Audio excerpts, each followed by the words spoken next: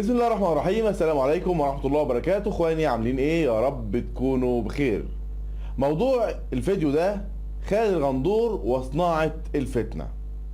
لما يطلع حد ينتمي الى النادي الاهلي ويتكلم عن حاجة موجودة تاريخية مثبتة يقول لك صناعة الفتنة، ولما يطلع حد تاني يعمل للنادي الاهلي وجمهوره مشاكل في كل الاماكن اللي يروح يلعب فيها، او يطلع زي النهارده خالد الغندور يقول لك مبروك لمنتخب مصر كل اللي احرزوا اهداف مصر زملكاويه، دي ما تبقاش صناعه فتنه.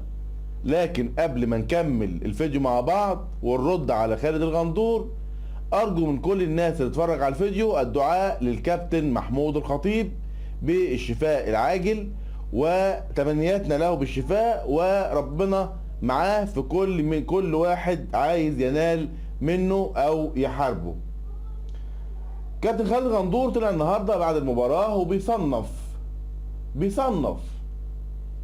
الاربعه اللي دخلوا اهداف منتخب مصر النهارده زملكاويه.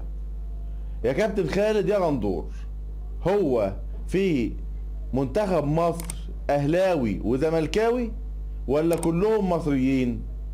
هل يا ترى في جنسية تانية اسمها جنسية اهلاوية وجنسية زملكاوية جوه منتخب مصر، ولا لكل الناس اللي بتلعب او كل الافراد اللي بيلعبوا في منتخب مصر مصريين مش مجنسين يا كابتن خالد يا غندور عشان نطلع نقول ده زملكاوي وده اهلاوي؟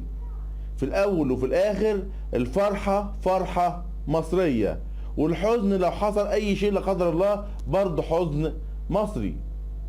مش معنى ان 4 اهداف او هدف او 2 دخلوا زملكاوية الاهلاوية هيزعلوا، ولو ناس اهلاوية او افراد اهلاوية لعيبة اهلاوية دخلوا جوان الزملكاوية هيزعلوا. لكن في الحقيقة كابتن خالد غندور خد نصيبه على السوشيال ميديا من الردود. كابتن خالد غندور بعد الفوز وبعد اللي هو قاله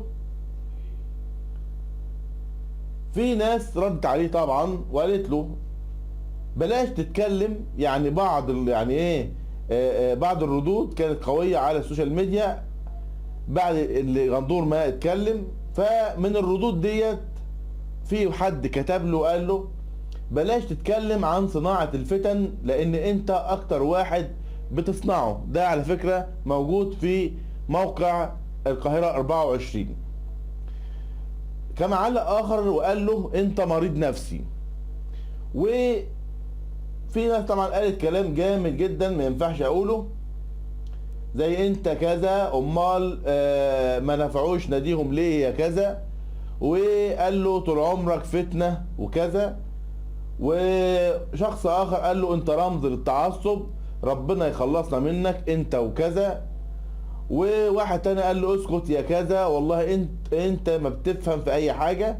واحد تاني قال له كانوا نفعوك يا اخويا. واحد تالت قال له اتعلم الكتابة الاول. واحد تاني رابع ولا خامس ولا عاشر قال له دي بطولة جديدة للزمالك، يعني ال4 اهداف دولت اللي دخلوا النهاردة لمنتخب مصر دي بطولة جديدة للزمالك. وواحد تاني قال له وانت شايف لو كلامك صح دي حاجة تشرف يا ابو 3 يا عم اسكت وانكسف شوية خلي عندك حياء. وحد تاني كتب له قال له مش طارق حامد ده ابو شبشب زنوبة بتعايروا اللعيبة. واحد تاني قال له برضو ربنا يهديك وتبطل فتنة.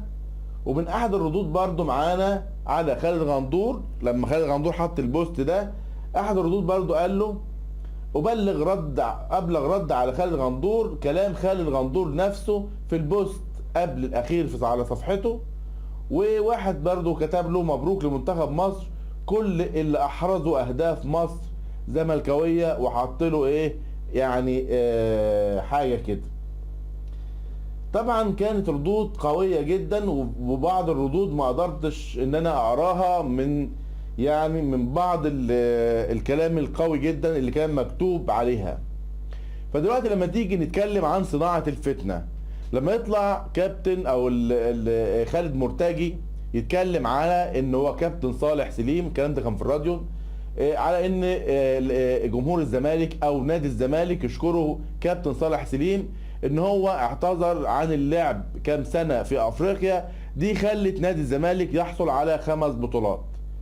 هل دي صناعة فتنة ولا دي حدث تاريخي حقيقي حصل؟ ان فعلا النادي الاهلي اعتذر عن المشاركة في افريقيا كذا سنة، تقريبا 3 سنين، وكان عايز ما يشاركش 5 سنين، ودي ادت فرصة لنادي الزمالك ان هو يخش بديلا للنادي الاهلي في افريقيا وياخد 5 بطولات، عامل لنا بيهم ازمة من غير لازمة، وكل سنة بيتعاركوا معانا في شهر او شهرين كده بين السنة على موضوع نادي القرن ولقب القرن الحقيقي ونادي اليافطة والكلام اللي احنا كنا بنسمعه وبنشوفه ده. فانا نفسي اعرف او افهم ليه كل ما نيجي نفرح او كل ما تيجي فرحة لازم ان احنا ندمر الفرحة بتاعتنا او نحطم الفرحة بتاعتنا او نقلل او ناخد الفرحة في حاجة تانية خالص.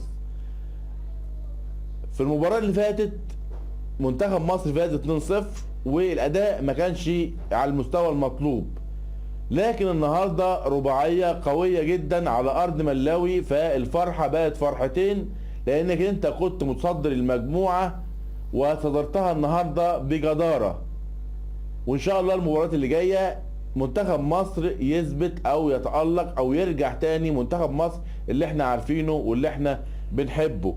ليه بعد فرحتنا نطلع نعمل فتنة ونقول ده زملكاوي ده اهلاوي، او نقول اللي جاب الاهداف، بدل ما نقول اللي جاب الاهداف مصريين او نقول مبروك رباعية منتخب مصر، نطلع نقول مبروك الفوز ومبروك اللي جاب الاهداف زملكاوية. على رأي اللي قال لك يا كابتن خالد كانوا نفعوا ناديهم، والواحد اللي قال لك تاني اسكت يا ابو 3. كنا عايزين نتكلم عن مصر والهلال، لكن الفيديو هيطول معانا، وان شاء الله مباراة تكون رائعة للنادي الاهلي ويخرج منها فائزا باذن الله ويوصل الى الدور ربع النهائي، ونبعد بقى عن الهلال وازمات الهلال اللي كل يوم يصدر لنا ازمة بدون لازمة، طبعا تحت اشراف الناس اللي هم صانعي الفتنة بين الاهلي والهلال والاهلي والوداد والاهلي وجميع الاندية العربية بالذات، وصناعة الفتنة من جانب الناس الكارهة للنادي الاهلي. بشكركم والسلام عليكم ورحمة الله وبركاته.